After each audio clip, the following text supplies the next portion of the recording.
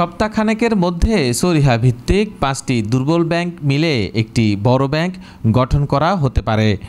নতুন এই ব্যাংকের যাত্রায় শুরুতে মূলধন যোগান দেবে সরকার। তবে নিজেদের আর্থিক অবস্থা ভালো দাবি করে একীভূত হওয়ায় পক্ষে নয় এই তালিকায় থাকা এক্সিম ব্যাংক। বিশ্লেষকরা বলছেন, দুর্বল ব্যাংকে গ্রাহকের আস্থা ফেরাতে এই সুশাসনের জন্য একীভূত করার বিকল্প নেই। আওয়ামী লীগের সরকারের আমলে রাজনৈতিক বিবেচনায় একের পর এক ঋণ দেয় বাণিজ্যিক ব্যাংকগুলো। নামে বেনামে ঋণ দুর্নীতি ও পাচারের ফলে দুর্বল হয়ে পড়ে ডজন খানেক ব্যাংক। পরে কয়েক ধাপ তারল্য সহায়তা দিয়েও ঘুরে দাঁড়াতে পারেনি বেশ কয়েকটি ব্যাংক। শেষ পর্যন্ত সরিহা ভিত্তিক 5 ইসলামী ব্যাংক একীভূত করার সিদ্ধান্ত নেয় বাংলাদেশ ব্যাংক। বাংলাদেশ ব্যাংকের সবশেষ তথ্যমতে দুর্বল 5টি ব্যাংকের মধ্যে ইউনিয়ন ব্যাংকের খেলাপি 96% উপরে, 94% খেলাপি ঋণ গ্লোবাল ইসলামী ব্যাংকের।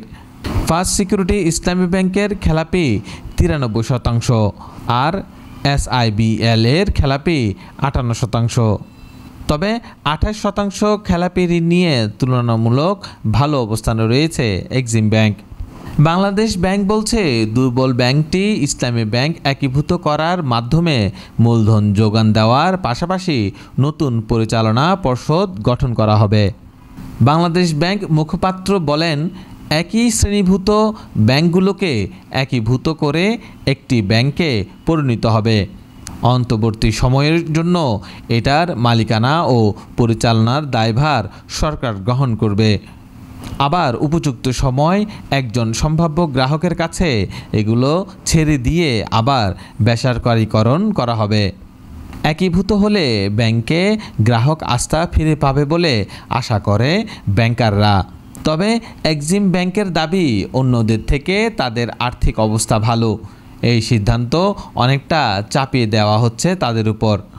এক্সিম ব্যাংকের চেয়ারম্যান বলেন, আমাদের এমফিল যে 28%, ওদের সেটা 58 থেকে 96%। আমাদের কি কারণে, কোন যুক্তিতে, কোন ভিত্তিতে আমাদের একীভূত হওয়ার কথা বললেন, আমরা আসলে বুঝতে পারছি না। আমরা কোনো অবস্থাতেই চাই না এক্সিম ব্যাংক তাদের সঙ্গে একীভূত হোক। বিশ্লেষকরা জানান, দুর্বল ব্যাংকগুলো একীভূত করার উদ্যোগ ইতিবাচক, তবে ব্যাংকগুলো নিজেদের সক্ষমতায় ঘুরে দাঁড়াতে পারলে তা বিবেচনা করা উচিত। অর্থনীতিবিদ জাহিদ হোসেন বলেন, আমরা গ্রাহকদের সুরক্ষার ব্যবস্থা করব। যেই সব গ্রাহকের টাকা ওই সব ব্যাংকে আছে তারা যাতে মার না খান।